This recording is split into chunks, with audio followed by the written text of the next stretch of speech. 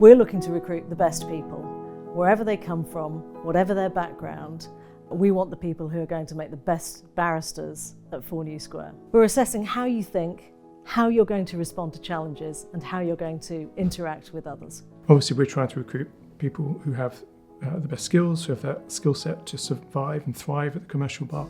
And so what we've put in place for Pupillage is what we hope is a very thorough, very transparent process that allows our pupils to develop the right skills so that when they're unleashed in practice, they have those skills, both the hard skills, i.e. being an excellent advocate, being an excellent barrister, the soft skills, dealing with solicitors, dealing with clients, to be able to build a successful practice so they can thrive at the commercial bar. Clarity of thought. And I think that really does hit the nail on the head. That is what we're looking for when people come to interview here, and I'm sure it's what all commercial practitioners will be looking for, whether that is through what you have written or what you are saying in an interview or in a formal type presentation that you might have to give. What they're looking for is clarity of thought. So it's how do you show them that you are thinking clearly, logically, and in a structured way. Our job is not just to assess, but it's also to train. People don't arrive with us as the fully formed barrister. It takes time, it takes patience, and it takes training. And we're fully invested in doing that because what we want at the end of the year is for the person who we've taken on as a pupil to become a tenant and then to go on and succeed at the bar. An important part of the recruitment process is many pupillages. So those are for people who are considering coming to the bar generally and to 4 New Square in particular. And I'm responsible for overseeing that process and hopefully ensuring that when they come to us, they have a positive and informative experience. Having done a mini pupillage with us is not an essential prerequisite to making an application to us. If you've done one, then great, but you don't have to have done. I'd say we're looking for a range of things. We're looking for people, obviously, who are interested in coming to the bar and to the commercial bar. So they've looked into what it involves, they have a general interest and curiosity about the law. So for main pupillage, we use the Pupillage Gateway run by the Bar Council. We use their standard template, but we also within that integrate our bespoke chambers questions. And I really would advise candidates to really pay attention to those questions because that's where they can showcase why they are passionate about coming to 4 New Square specifically for pupillage. Well, the starting point is the application form. So you've got to be clear and concise in your answers. Don't make grammatical errors, don't make spelling mistakes. It just makes good answers look weaker. And then when you've done that, think about what you're saying. We were looking for somebody who's passionate about the job that they want to go into, passionate for the law, they've thought about the qualities they need, and they've thought about the way that they're going to exemplify those for us. When starting a written application, the focus should always be on trying to make you look as good as possible. So really think about your experiences and how they map onto what we're looking for. I think it's really important to gather all of those together and make sure you present them in as flattering a light as possible because we want to see the best of you. Really showing that you know the chambers you're applying to. This is true of every chambers.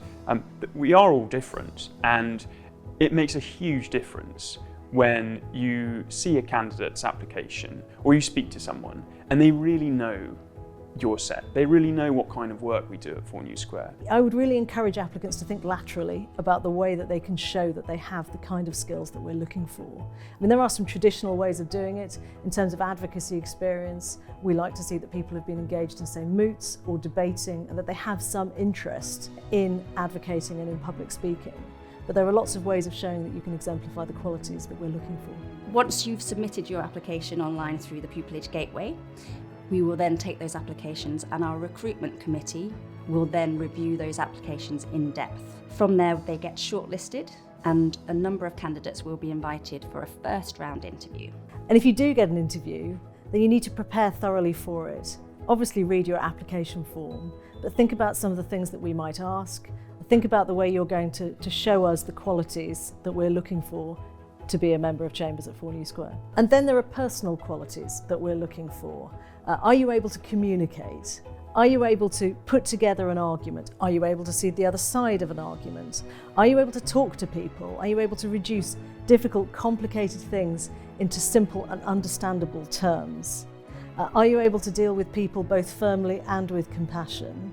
Are you able to be respectful to, say, a judge, but also robust so that you make sure that you get your argument understood and across. I remember the second interview being in front of a panel of about 3 people, and it really is just talking through some interesting non-legal issues. So, for example, some ethical issues. And I think it's an opportunity for a candidate to really just demonstrate their oral advocacy without having some really technical legal backdrop, which might advantage some candidates over others. So what we're trying to do is put you at ease. Now that's far easier said than done, but that's what we want. We've got no interest in tripping people up, and we want people to perform. We want them to do their best. We are committed to ensuring fairness and equality of opportunity at every stage of the process, through from mini pupillages through to the pupillage process itself. We use contextual recruitment so that we can take account of an individual's background and circumstances when considering their applications. And we have in place, when people become pupils, procedures so that they can voice any concerns that they have and any problems that they're encountering to people who are members of chambers but who are not part of the pupillage process. So we have a system in place so that people can voice concerns, be heard, and have those concerns acted upon. So we really want to support the diversification of the bar. We support schemes such as Bridging the Bar, 10,000 Black Interns, the ComBar mentoring scheme, and for some of our younger candidates we look at Sutton Trust Pathway to Law, and we collaborate with different chambers to provide access and insight days for younger students. I don't think it's right to say that the bar is not a place for diversity. To the contrary, I think diversity is celebrated at the bar and is valued by commercial clients. And I'm speaking only for commercial practice, what we do here. Commercial clients want diversity. They want the opportunity to be able to select counsel from a range of different people with different backgrounds, speak different languages, whatever it might be. And it is helpful to developing a practice at the commercial bar to be able to bring something new and unique and diverse to your practice. I think it's changed out of all recognition. When I first came to 4 New Square, female silks at the bar, for instance, were very few and far between. When I was appointed a couple of years ago, I was female silk number 555. Now, that may not sound a lot, but several hundred of those have been appointed in the last 20 years. So the pace of change has been amazing. All that we are really concerned about is recruiting the best people. And I don't want to say we don't care about people's backgrounds, because we do care in the sense that we do contextual recruitment. What we're trying to achieve and what we're trying to do is get the best people. And there is no right way to be the best person. And so the way that we structure our interviews and the way that we think about who we recruit and the way we use our contextual recruitment process, what we're trying to achieve is to get those best people wherever or whatever their background is. The bar is for anyone with the right drive, the right talent and the right resilience, regardless of their background. If you have those qualities, then we are looking for you.